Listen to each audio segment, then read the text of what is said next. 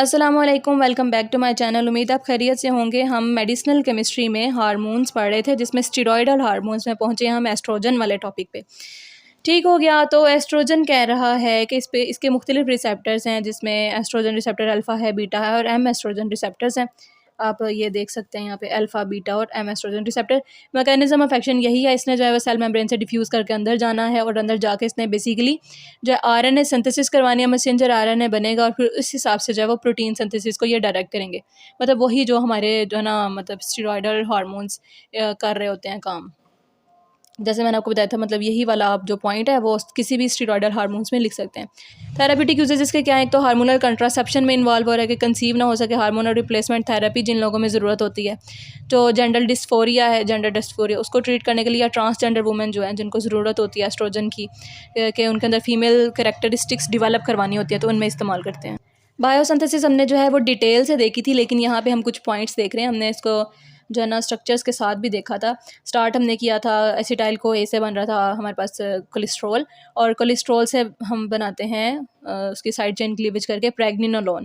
ٹھیک ہے، پریگنینولون سے ہم نے جب ایسٹروجن بنانا ہے تو اس کو ہم لے کے آتے ہیں اس سائڈ پہ 17 الفا ہائیڈروکسیلیز، پہلے اس کو اوپر ایکٹ کرتا ہے، ہائیڈروکسیلیشن ہوتی ہے، پھر اس کو جو ہے وہ ڈی ہائیڈرو اپی اینڈروسٹیرون میں کنورٹ کرتے ہیں، اور اس سے ہمارے پاس بنتا ہے اینڈروسٹینین ڈائیون، اور اینڈروسٹینین ڈائیون سے ہم لے کے جاتے ہیں ایرومیٹیز کے تھرو ایسٹروجن کی طرف۔ اگر ٹیسٹوسٹیرون بن جائے تو اس کے اوپر بھی ہم ایرومیٹیز کے ساتھ جو ہے نا وہ مطلب ہم خیر نہیں کرواتے، لیکن یہ چلو اس طرح سے بن رہا ہے۔ ایرومیٹیز انزائم کے تھرو وہ ایسٹراڈائیول میں کنورٹ ہو جاتا ہے، وچ از آلسو ایسٹروجن۔ ٹھیک ہے، یہ ایسٹرون ہے، ایسٹروجن جو ایسٹراڈائیول ہے، ان میں کیا فرق ہے؟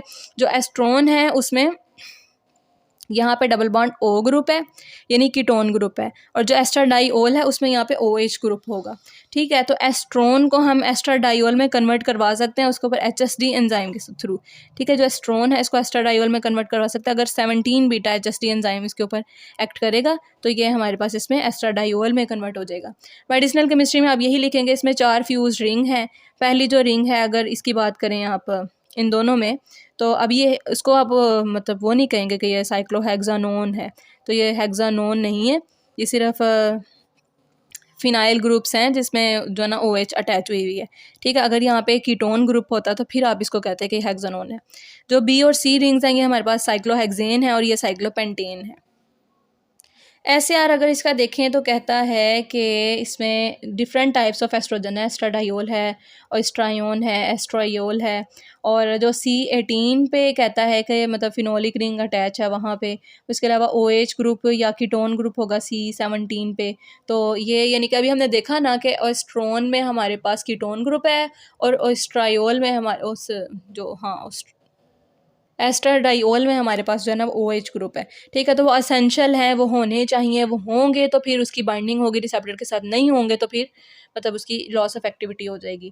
اور الکائل سبسٹیٹیوشن اگر ڈی اور سنگ پہ کریں، سی رنگز میں کریں تو کہتا ہے ٹالریٹ کیا جا سکتا ہے، یعنی کہ ایکٹیویٹی کمپلیٹلی ان کی وہاں پہ لاس نہیں ہوتی۔ اس کے علاوہ کہہ رہا ہے اگر ایتھائنائل سبسٹیٹیوشن کریں C17 پہ تو اس کی جو اورل پوٹینسی زیادہ ہو جائے گی، کیونکہ فرسٹ پاس افیکٹ کو جو ہے انہیبٹ کر دے گا۔ فرسٹ پاس افیکٹ انہیبٹ ہوگا تو اس کی وجہ سے جو ہے نا اس کی ڈیگریڈیشن نہیں ہوگی انزائم کی، ہارمون کی، تو ایز اے ریزلٹ اس کی اورل پوٹینسی جو ہے وہ زیادہ ہو جائے گی۔ ٹھیک ہے، تو this was all about oestrogen. امید ہے یہ ویڈیو آپ کے لیے ہیلپ فل رہی ہوگی۔ اب نیکسٹ ویڈیو میں ہم کرتے ہیں الڈوسٹیرون کو۔